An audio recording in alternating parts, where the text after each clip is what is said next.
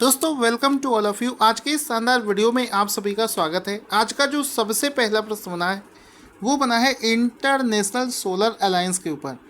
दोस्तों एक अवार्ड है जिसमें क्या क्वेश्चन बनेगा वो समझते हैं। क्वेश्चन बनेगा कि हाल ही में किस देश ने एशिया प्रशांत क्षेत्र से ISA सौर पुरस्कार 2020 का विश्व सरैया पुरस्कार जीत लिया है। आंसर हो जाएगा जापान देश ने इसको जीत लिया है। आंसर जानने से पहले एक चीज़ याद रखना कि जापान को ये जो पुरस्कार है ये एशिया प्रशांत क्षेत्र के लिए दिया गया है। अगर हम लोग यूरोप क्षेत्र की बात करेंगे तो इसका आंसर चेंज हो जाएगा। यहाँ पर हम लोग बात कर रहे हैं सिर्फ और सिर्फ एशिया प्रशांत क्षेत्र के बारे में। अब यहाँ पर एक चीज़ समझना है, इंग्लिश में भी इसका नाम देख लेना। ISA सोलर अवार्ड्स की यहाँ पर बात हो रही है, जिसके तहत एक कैटेगरी है जिसका नाम है विश्व सरैया पुरस्कार। उसके लिए जापान देश को चुना गया है। तो इस क्वेश्चन को और डिटेल में समझते हैं क्योंकि इससे और भी क्वेश्चंस बन सकते हैं। सबसे पहले तो ये जानो कि एक ऑर्गेनाइजेशन है जिसका नाम है ISA इंटरनेशनल सोलर अलायंस। इसके बारे में डिटेल में बताऊंगा, पहले ये समझो। इसकी तरफ से हाल ही में अवार्ड्स की घोषणा करी गई है और ये जो अवार्ड्स हैं ये 3 कैटेगरीज में दिए गए हैं। पहली कैटेगरी ये है, दूसरी ये है और तीसरी कैटेगरी ये आपको दिख रही है। तीनों कैटेगरीज को हम लोग देखेंगे। पहले आप इसका इंटरनेशनल सोलर अलायंस का ग्रुप का एक लोगो देख सकते हैं। ये है इंटरनेशनल सोलर अलायंस ग्रुप। अब देखो इसमें क्या क्या पुरस्कारों के जो घोषणा हुई है। तो एक प्रश्न आपसे ये पूछा जा सकता है, इंटरनेशनल सोलर अलायंस अवार्ड जो हैं ये कितनी कैटेगरीज में दिए गए हैं। तो आंसर हो जाएगा इसको 3 कैटेगरीज में दिया गया है। पहला है विश्व सरैया पुरस्कार, दूसरी कैटेगरी है कल्पना चावला पुरस्कार और तीसरी है दिवाकर पुरस्कार। ये जो विश्व सरैया पुरस्कार है ये 4 क्षेत्रों में प्रत्येक में अधिकतम सौर क्षमता का इस्तेमाल करने वाले देशों को प्रदान किया जाता है। मतलब ऐसा देश जो सौर ऊर्जा का मैक्सिमम यूटिलाइजेशन करता है, ऐसे देशों को विश्व सरैया पुरस्कार दिया जाता है। कल्पना चावला ऐसे सौर ऊर्जा के क्षेत्र में काम करने वाले जो साइंटिस्ट और इंजीनियर होते हैं उनको दिया जाता है। और जो दिवाकर पुरस्कार है ये दिव्यांग लोगों के हितों में काम करने वाले सौर ऊर्जा के जो राष्ट्र हैं उनको दिया जाता है। तो ये 3 कैटेगरीज में इसको दिया गया है। तो तीनों कैटेगरीज में इसके आंसर्स भी अलग अलग होंगे। तो पहली कैटेगरी की बात करते हैं, विजेताओं के नाम। विश्व सरैया कैटेगरी में अगर हम लोग देखें तो विश्व सरैया पुरस्कार जो है ये एशिया प्रशांत क्षेत्र में जापान को दिया गया है और यूरोप और अदर कॉन्टिनेंट्स की कैटेगरी में ये नीदरलैंड को दिया गया है। इसके अलावा कल्पना चावला पुरस्कार जो है, कल्पना चावला पुरस्कार IIT दिल्ली के डॉक्टर भीम सिंह को दिया गया है और Dubai electricity and water authority के डॉक्टर आयशा अल नौमी को दिया गया है। तो 2 अवार्ड्स ये हो गए। तीसरा है दिवाकर पुरस्कार। तो ये जो दिवाकर पुरस्कार है ये अर्पण संस्थान हरियाणा को दिया गया है और अरूसी सोसाइटी, इन दोनों लोगों को दिवाकर पुरस्कार दिया गया है। आई होप आपको तीनों अवार्ड्स अच्छे से समझ में आ गए होंगे। अब यहाँ पर चूँकि बात हुई है इंटरनेशनल सोलर अलायंस की, तो इसके बारे में अगर हम लोग और जान लेंगे तो हमारा क्वेश्चन कंप्लीट हो जाएगा। ये जो इंटरनेशनल सोलर अलायंस है ये भारत और फ्रांस के द्वारा एक्चुअल में बोलेंगे, भारत के प्रधानमंत्री मोदी जी और फ्रांस के उस समय के जो प्राइम मिनिस्टर थे उन दोनों के द्वारा शुरू किया गया एक ऑर्गेनाइजेशन है जिसमें करीब इस समय 121 देश हैं। इसकी स्थापना फ्रांस के पेरिस में 30 नवंबर 2015 को करी गई थी। इसकी शुरुआत जिस समय करी गई थी यानी कि 30 नवंबर 2015 को पेरिस में, वहाँ पर एक कॉन्फ्रेंस चल रहा था COP21 यानी कि conference of parties 21।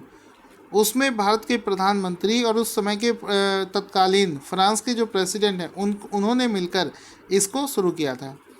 International solar alliance को चूँकि मोदी जी ने शुरू किया था, इसका जो हेडक्वार्टर है ये गुरुग्राम हरियाणा में स्थित है।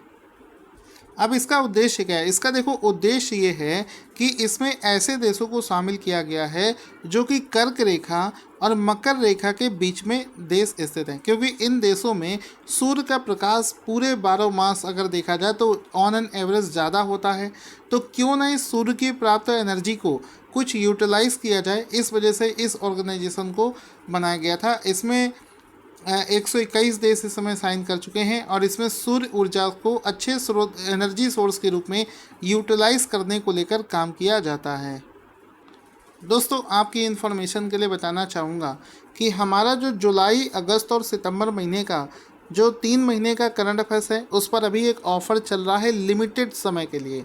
तो अगर आप पिछले 3 महीने का करंट अफेयर्स लेना चाहते हैं तो वीडियो के डिस्क्रिप्शन में लिंक है, वहाँ से जाकर आप इसको ले सकते हैं।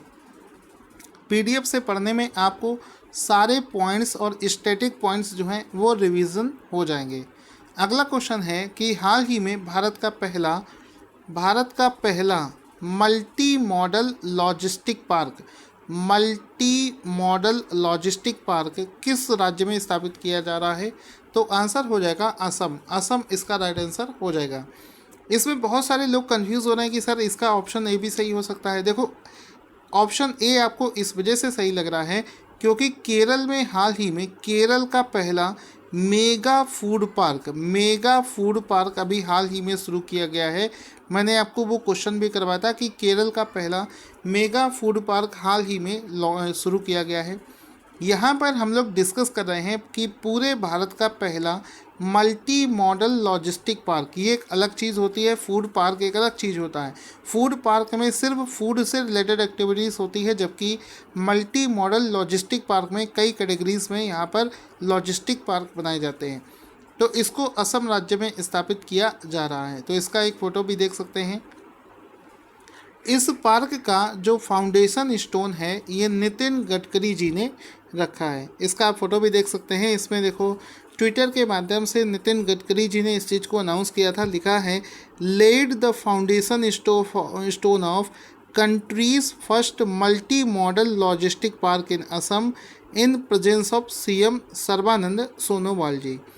ठीक है, तो ये इसका फ़ोटो भी देख सकते हैं। नितिन गडकरी जी ने इसका उद्घाटन किया है। इस पार्क को असम के जोगीघोपा में बोंगाई गांव जिले में स्थापित किया जाएगा। तो इसका भी नाम याद रखेंगे, कहीं कहीं आपसे पूछा जा सकता है। अब इसमें आप देख सकते हैं वीडियो कॉन्फ्रेंसिंग के माध्यम से, ये वो लॉजिस्टिक पार्क है जिसकी हम लोग बात कर रहे हैं। लिखा है, union minister Nitin Gadkari Lay's the foundation stone for the first ever multi modal logistic park in Assam. तो इसको असम राज्य में स्थापित किया जा रहा है। असम राज्य के बारे में जानते हैं। असम की जो गवर्नर है जगदीश मुखी हैं। सीएम का नाम है सर्बानंद सोनोवाल और कैपिटल है वहाँ की दिसपुर। एक एक नंबर में ये कभी कभी पूछ लिए जाते हैं, तो गलत नहीं होना चाहिए। अगर ये सब भी गलत करके आओगे तो एग्ज़ाम में काफ़ी पीछे रह जाओगे। क्वेश्चन बनेगा कि भारत, अमेरिका और जापान के बीच में प्रतिवर्ष आयोजित होने वाले त्रिपक्षीय नौसैनिक अभ्यास मालाबार 20 में शामिल होने के लिए किस देश को आमंत्रित किया गया है? तो आंसर हो जाएगा ऑस्ट्रेलिया को इसमें आमंत्रित किया गया है। यहाँ पर लिखा है त्रिपक्षीय, यानी कि इसमें 3 पक्षों का ये एक्सरसाइज होता है। तो वो 3 देश कौन कौन से हैं? भारत है, अमेरिका है और जापान। तो ये तीनों लोग पहले से ही इसमें पार्टिसिपेट कर रहे थे। मालाबार एक्सरसाइज में निमंत्रण दिया गया है ऑस्ट्रेलिया को। ऑप्शन नंबर 20 का राइट आंसर हो जाएगा। तो इसका एक फ़ोटो भी आप लोग देख सकते हैं। इसमें देखो, ये नेवी का एक्सरसाइज है और लिखा है Australia to join US, India and Japan for Malabar 2020 in high and naval exercise the Quad. अब एक चीज़ आपको समझनी है, चाइना के खिलाफ बाकी सभी देश संगठित हो रहे हैं, खास करके ऑस्ट्रेलिया। तो ये जो चारों देश हैं, अगर आप जाने होंगे, अभी लास्ट वीक आपको एक चीज़ करवाई थी, एक 4 देशों का एक समूह है जिसको द क्वाड के नाम से जानते हैं, क्वाड कंट्रीज़ के नाम से जानते हैं। तो इन क्वाड कंट्रीज़ में इन्हीं चारों देशों का नाम आता है, भारत, जापान, अमेरिका और ऑस्ट्रेलिया।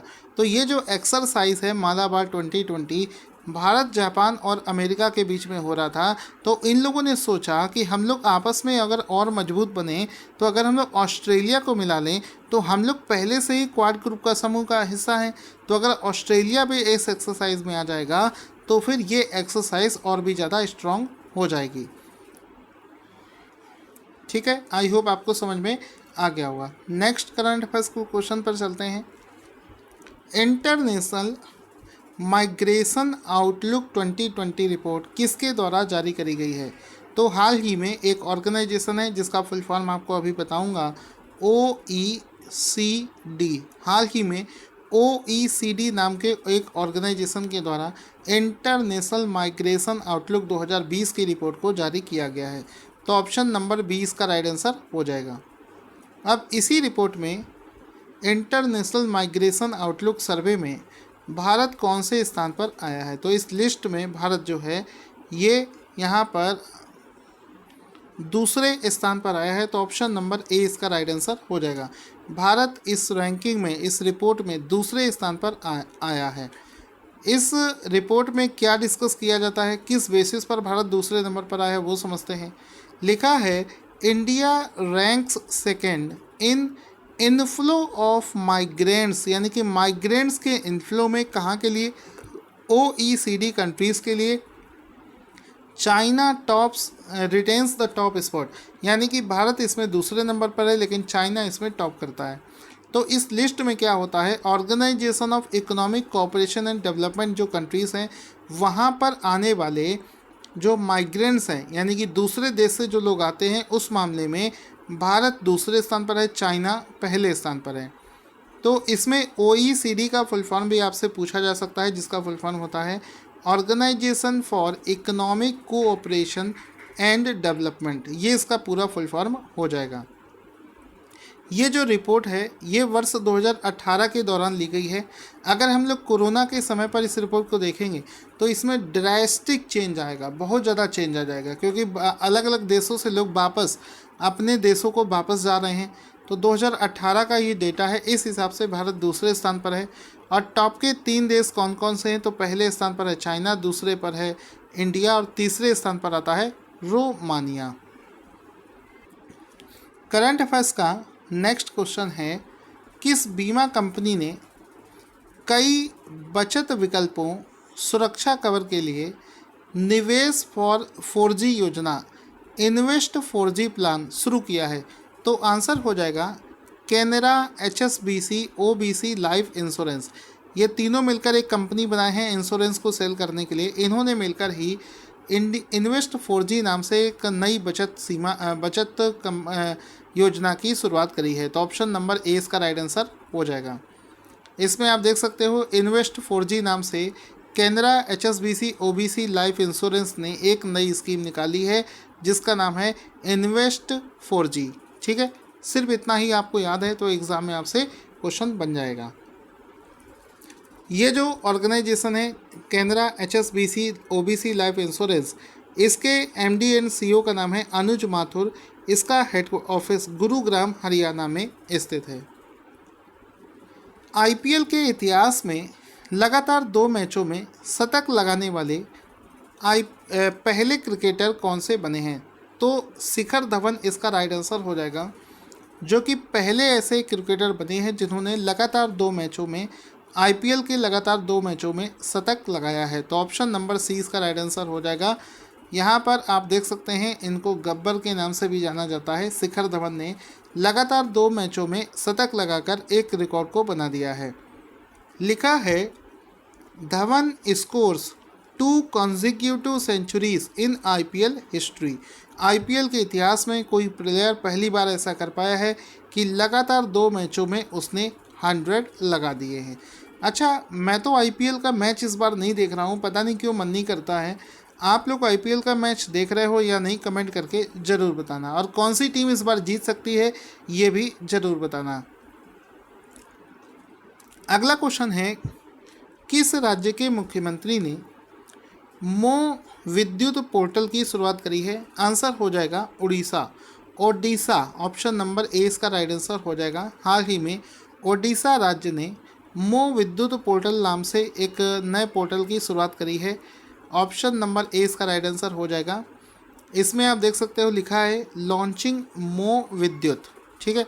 श्री नवीन पटनायक उड़ीसा के जो सीएम हैं नवीन पटनायक लॉन्चेस मो विद्युत पोर्टल ऐप, ठीक है। बिजली से संबंधित समस्याओं को सॉल्व करने के लिए इस पोर्टल की शुरुआत करी गई है। ये जो पोर्टल है ये सरकार की एक पहल है जिसको जो कि जनता को समर्पित है। टीम वर्क, इसको 5T के नाम से जानते हैं। Team work, transparency, technology, time leading, true transformation, ये 5T से मिलकर बना है। जनता की सेवा में समर्पित पहले से ज़्यादा ट्रांसपेरेंट सिस्टम यहाँ पर लॉन्च किया गया है। ओडिशा के जो मुख्यमंत्री हैं उनका नाम है नवीन पटनायक। ओडिशा की जो कैपिटल है वो है भुवनेश्वर। राज्यपाल का नाम है गणेशी लाल। ओडिशा राज्य के कुछ हवाई अड्डे: बीजू पटनायक अंतर्राष्ट्रीय हवाई अड्डा, झारसुगुड़ा हवाई अड्डा, राउरकेला हवाई अड्डा, जोधपुर हवाई अड्डा और सावित्री जिंदल हवाई अड्डा, ये सभी वहाँ के एयरपोर्ट्स हैं। क्वेश्चन बनेगा international safe day, safes day, safe जो होटल में काम कर खाना बनाते हैं, किस दिन मनाया जाता है? तो हर साल 20 अक्टूबर को इंटरनेशनल सेफ्स डे मनाया जाता है। इसमें आप देख सकते हो इंटरनेशनल सेफ डे 2020 जो कि 20 अक्टूबर को मनाया जाता है। ऑप्शन नंबर 20 का राइट आंसर हो जाएगा। अगर हम लोग इस वर्ष की थीम देखें तो थीम हो जाएगी healthy food for the future. ये इसकी वर्ष 2020 के लिए थीम हो जाएगी। आगे चलते हैं। क्वेश्चन बनेगा कि वर्ष 2020 का Sheikh Russel international air rifle championship 2020 Sheikh Russel international air rifle championship में भारत की एला वेनिल वलारिवन ने कौन सा पदक जीता है? तो आंसर हो जाएगा उन्होंने इसमें गोल्ड मेडल जीता है। तो ऑप्शन नंबर 20 का राइट आंसर हो जाएगा उन्होंने Sheikh Russel international air rifle championship में भारत की एला वेनिल ने गोल्ड मेडल जीता है। तो इसका आप फोटो भी देख सकते हैं यहाँ पर।